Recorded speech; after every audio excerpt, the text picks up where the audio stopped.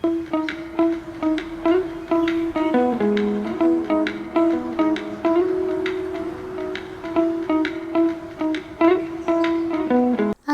আলাইকুম সবাইকে, যে যেখান থেকে আমার ভিডিওটি দেখছেন তাদের সকলের প্রতি অনেক অনেক দোয়া এবং ভালোবাসা জানিয়ে আজকের ভিডিওটি শুরু করছি। আশা করি সবাই অনেক অনেক ভালো আছেন। প্রতিদিনের সকালটা যখন শুরু হয় তখন আমাদের সামনে নতুন একটা সুযোগ আসে, তাই না? দিনটাকে নিজের করে সাজিয়ে নেওয়ার। আজ আপনাদের সাথে শেয়ার করব আমার সকাল থেকে সন্ধ্যা পর্যন্ত খুব সাধারণ কিন্তু ভীষণ প্রোডাক্টিভ একটি রুটিন। আশা করি এই শান্ত সকালের ভাইবটা আপনাদের অনেক অনেক ভালো লাগবে। সকালবেলা ঘুম থেকে উঠে ছেলেকে স্কুলে দিয়ে আমি আমার ব্রেকফাস্ট কমপ্লিট করে ফেলি। এরপরে যেহেতু আমার মেয়ে ঘুমাচ্ছে, তাই ভাবলাম আমার হাতে কিছু কাজ আছে, সেগুলোকে ফিনিশ করাটা খুব বেশি জরুরি। সংসারের কাজ সহজ করার সবচেয়ে বড় সিক্রেট হলো মিল প্রেপ বা আগে থেকে কিছু জিনিস রেডি করে রাখা। আজ আমি ব্লেন্ডারে কিছু আদা রসুনের পেস্ট বানিয়ে নিলাম। সপ্তাহে বা 15 দিনে একবার এই কাজটা করে রাখলে প্রতিদিন রান্নার অর্ধেক সময় বেঁচে যায়। বিশেষ করে ব্যস্ত দিনগুলোতে এই ছোট্ট প্রস্তুতিটুকু জাদুর মতো কাজ করে, তাই না? লন্ডনে অনেক ধরনের আদা রসুনের পেস্ট, পাউডার, কিউব অনেক কিছুই পাওয়া যায়। কিন্তু আমার কাছে মনে হয় যে মেইন রান্নার জন্য ফ্রেশ যে আদা রসুনের পেস্টটা আমি বাসায় বানিয়ে রাখি, সেটা আমার কাছে, সেটার ফ্লেভারটা আমার কাছে মনে হয় অনেক বেশি ফ্লেভারফুল, আর খাবারটাকে অনেক বেশি মজাদার বানাতে হেল্প করে। আমি আমি জানি এবং মানি যে আমরা চাইলে অনেক সময় করতে পারি না, কিন্তু আমি অলওয়েজ ট্রাই করি। আমি অলওয়েজ মেক শিওর করি যে আমার স্টক শেষ হয়ে যাওয়ার আগে আমি যেন বানিয়ে রাখতে পারি। আমি চেক করি। আমি ফুড বানানোর সময় তো আমরা দেখতেই পাই আমাদের কতটুকু আছে কিংবা শেষ হয়ে যাচ্ছে। তো তখনই আমি বানিয়ে রাখি। এনিওয়ে, এখানে আমার মেয়ে ঘুম থেকে উঠে গিয়েছে, আর ঘুম থেকে উঠে সে আমার সেলাইয়ের যে চকগুলো থাকে সেগুলো নিয়ে ও অনেক সুন্দর করে ফ্লোরে ড্র করা শুরু করে দিয়েছে। আমার মেয়ে খুবই গুড অ্যাট ড্রয়িং, মানে ও ড্রয়িংয়ের কোনো আগামাথা কিছুই খুঁজে পাবেন না, কিন্তু ও যা পাবে, আই মিন হোয়াইট কিংবা ক্লিয়ার পেজ বা ফ্লোর পেপার এনিথিং, ও যদি ক্লিয়ার পায় সেখানে ওর কাছে যদি পেন পেন্সিল কিংবা কোনো চক থাকে তাহলে সে সেটা দিয়ে ড্র করা স্টার্ট করে দেয়। সামটাইমস আমি ইরিটেট হই, বাট ওকে আমি বুঝতে দেই না। সামটাইম আমি ওকে ট্রাই করি আন্ডারস্ট্যান্ড করার, যে যেখানে সেখানে লিখতে হয় না, আমি তোমাকে পেজ অ্যান্ড পেন্সিল দিচ্ছি, তুমি সেগুলো দিয়ে করো। এরপরে মেয়েকে খাইয়ে আমার দিনের প্রথম কাজ শুরু হয় বিছানা গুছিয়ে নেওয়ার মাধ্যমে। ঘর গোছানো থাকলে মনটাও কেমন যেন হালকা লাগে, তাই না? কাজের এনার্জি পাওয়া যায়। ঘরটা গুছিয়ে আমার মনে হচ্ছিল যে আমার অনেক বেশি রিফ্রেশমেন্ট লাগে।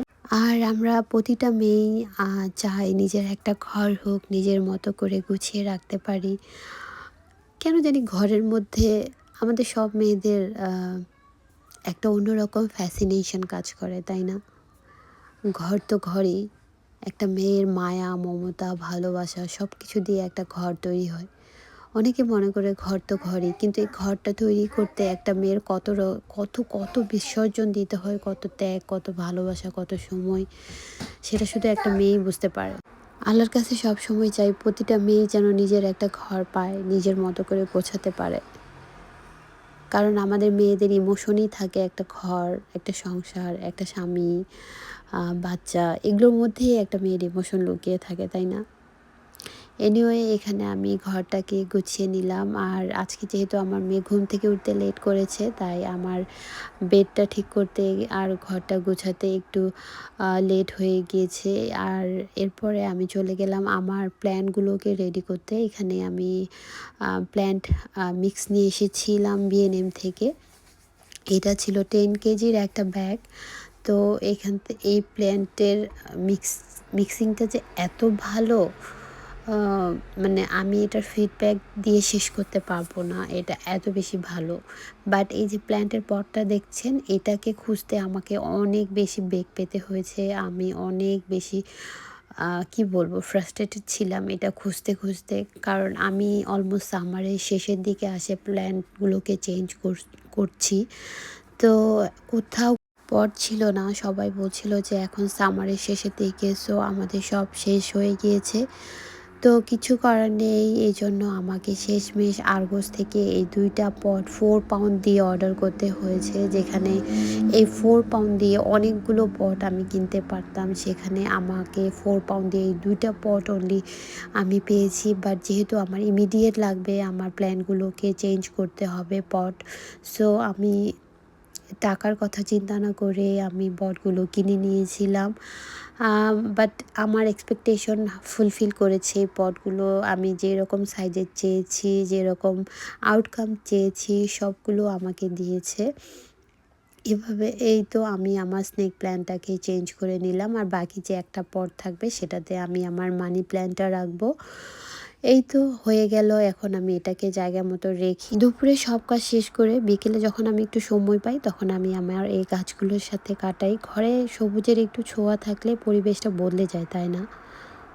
গাছের যত্ন নেওয়া, মাটিতে হাত দেওয়া, এই পুরো প্রক্রিয়াটা আমার মানসিক ক্লান্তি নিমেষেই দূর করে দেয়। এটা আমার কাছে এক ধরনের থেরাপির মতো কাজ করে। দেখতে দেখতে সন্ধ্যা নেমে এলো। এবার রাতের খাবারের পালা। দুপুরের এই আদা রসুনের পেস্টের কল্যাণে রাতের রান্নাটা আজ খুব দ্রুতই হয়ে গেল। পুরো দিন শেষ, পরিবারের সবাই একসাথে বসে রাতের খাবার খাওয়াটা দিনের সবচেয়ে সুন্দর সমাপ্তি বলে আমার কাছে মনে হয়। ব্যস্ততা তো থাকবেই, কিন্তু তার মাঝে নিজের ঘর, সন্তান আর নিজের ভালো লাগার কাজগুলোর মধ্যে একটা ব্যালেন্স খুঁজে নেওয়াটাই আসল। আজকে রাতের খাবারের জন্য এখানে আমি মুগ ডাল দিয়ে চিকেন রান্না করব, আর এই রান্নাটা আমি ফর দ্য ফার্স্ট টাইম করছি। আমি অনেক অনেক ভিডিও দেখছি, আমার ইনস্টাগ্রাম ফিডে আসছে এই রান্নাটার, তো আমার কাছে মনে হয় why not give it A try. তো সেজন্য আমি এখানে চিকেন নিয়ে নিয়েছি। যেহেতু আমি একটা বেলায় খাবো, আমরা 3 জন খাবো, সো 3 জনের মতো করে আমি এখানে চিকেনের পরিমাণটা নিয়ে নিয়েছি।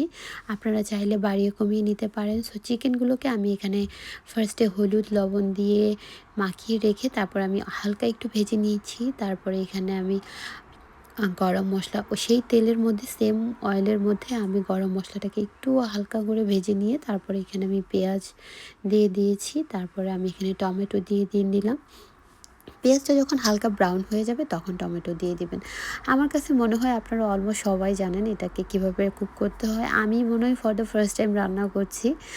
এনিওয়ে আপনারা তো জানেনই, আর যারা জানেন না তাদের জন্য, যারা নতুন রাঁধুনি আছেন, আমার মতো পারেন না রান্না করতে, খুব বেসিক কিছু রান্না জানেন তাদের জন্য। তো এখানে আমি মশলাটাকে কষিয়ে নিয়ে এখানে আমি যে ভেজে রেখেছিলাম আমার মুগ ডালগুলো, সেগুলোকে পানিতে প্রায় 1 আওয়ারের মতো আমি রেখে দিয়েছিলাম।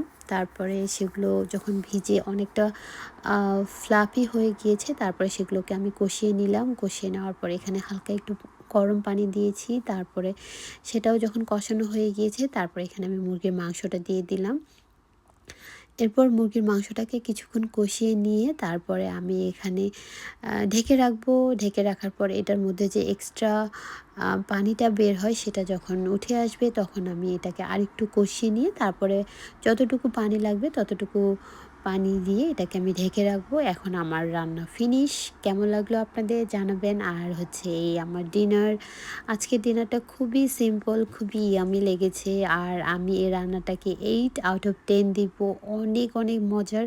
দেখা হবে নেক্সট ভিডিওতে। ভালো থাকবেন সবার সাথে। আল্লাহ হাফেজ।